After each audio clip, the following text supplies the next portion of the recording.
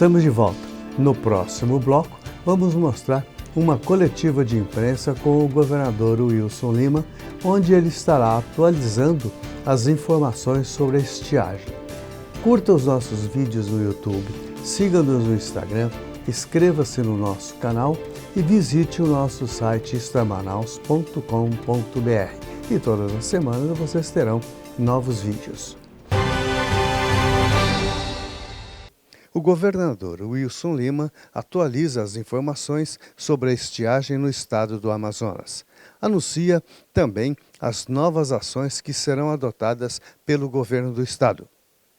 Nós estamos instituindo um comitê científico para tratar da questão da seca, das queimadas, das mudanças climáticas e outras questões correlatas.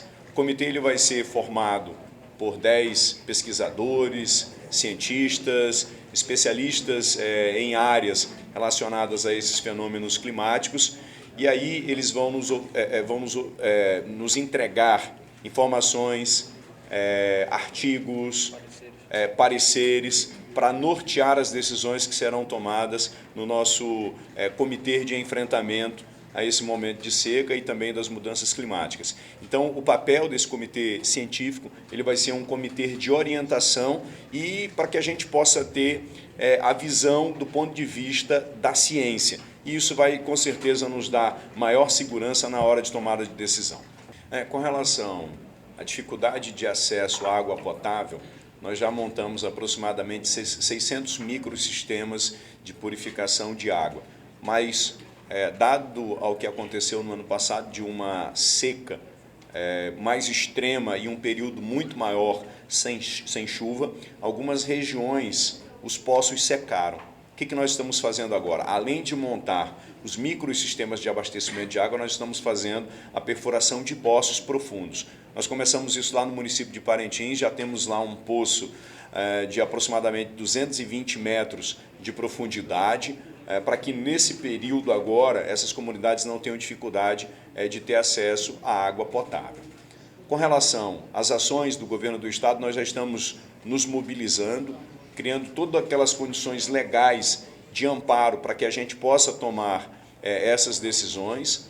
O que nós temos agora acontecendo e de impacto direto é o desmatamento e também as queimadas. Com relação a isso, nós já temos uma equipe que já está em campo, de aproximadamente 300 homens, incluindo bombeiros, brigadistas que foram treinados pelo Corpo de Bombeiros e também homens do Preve Fogo, que é um programa do governo federal. Nós estamos na expectativa de que as coisas efetivamente aconteçam. O governo federal tem a responsabilidade de também prover ajuda para todo o Brasil. Veja a situação do Rio Grande do Sul, veja a situação do Pantanal. Nós já apresentamos ao governo federal as nossas demandas, nós começamos a fazer isso em fevereiro deste ano.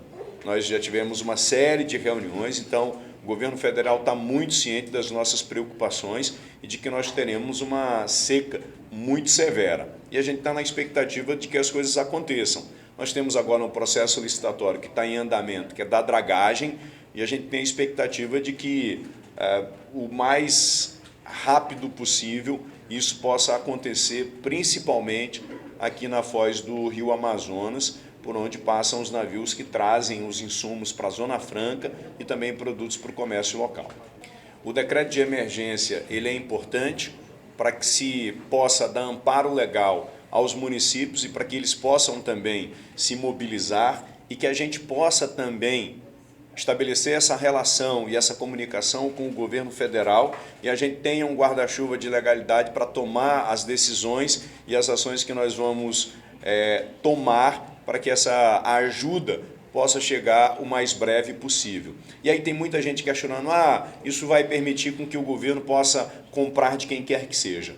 Não é bem assim, porque nós nos antecipamos e todas as compras que nós iremos fazer, a maioria delas, já houve processo licitatório, porque lá no ano passado a gente trouxe esse aprendizado. Então, por exemplo, cesta básica, água, filtros, tudo isso a gente já entrou no processo licitatório e a gente pode demandar isso a qualquer tempo, de acordo com a necessidade do cidadão e das pessoas que vão começar a enfrentar esses problemas. Agora, no processo como esse, há situações que a gente ainda precisa entender o que vai acontecer. No ano passado, nós tínhamos ciência de que nós teríamos uma seca, como todos os anos acontece no Amazonas. Mas ninguém conseguia prever que a gente teria dificuldade das embarcações entrarem aqui trazendo os insumos da Zona Franca de Manaus.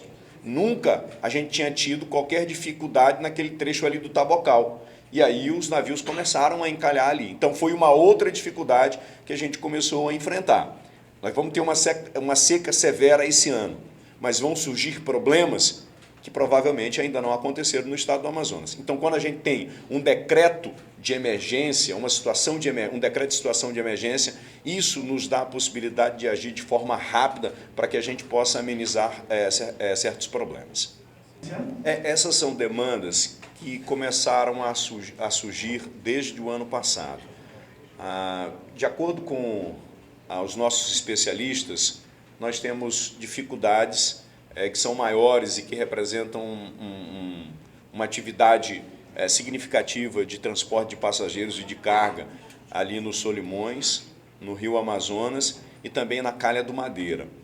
Há uma outra situação também aqui no Baixo Amazonas, que inclui ali, dentre outros municípios, o de Boa Vista do Ramos, que acaba também impedindo a entrada de embarcações ali, que a gente já começa a ficar atento. E essa é uma situação que a gente também começa a estudar a possibilidade de entender o que a gente consegue fazer ali do ponto de vista da drenagem. Mas não é só isso.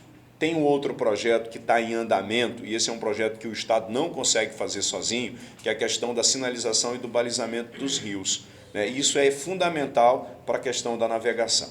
E por falar em navegação, eu havia esquecido de responder uma pergunta anterior, que é sobre a taxa extra, sobre a seca dos rios que começa a ser cobrado por umas empresas. Primeiro, eu recebi com muita indignação essa notícia, e o comércio, os setores produtivos, a indústria, respondeu também com muita indignação e não era para menos. Nós sofremos muito o ano passado com a questão da seca. E esse ano vamos sofrer mais ainda, porque o principal meio de transporte que nós temos aqui são os barcos. Os nossos rios aqui são nossas estradas. E aí, no momento em que a gente mais precisa de ajuda de alguém que está tendo lucro na região amazônica, vem colocar mais uma carga sobre os nossos ombros. Porque no momento em que há uma sobretaxação do transporte, isso daí em algum momento vai ser repassado para o consumidor. Então, lá na ponta, no final das contas, é o cidadão que mora aqui na região amazônica que vai ter o preço dos produtos encarecido. Já determinei ao meu PROCON que haja contra essas empresas, porque isso daí é um abuso. Porque aqui no Rio Amazonas, a gente ainda não tem dificuldade de navegação.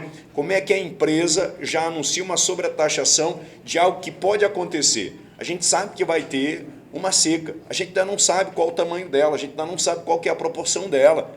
Então a empresa só poderia, aliás, a empresa deveria ter a sensibilidade de que nesse momento ela deve contribuir com o povo do Amazonas e não colocar uma carga mais ainda nos ombros do povo aqui que está sofrendo muito. É por isso que quando os caras começam a dizer mundo afora, dizem assim, eu estou preocupado com a Amazônia. É conversa. Os caras estão preocupados com o lucro. E isso é lamentável. Está aqui uma demonstração daquilo que eu estou sempre falando.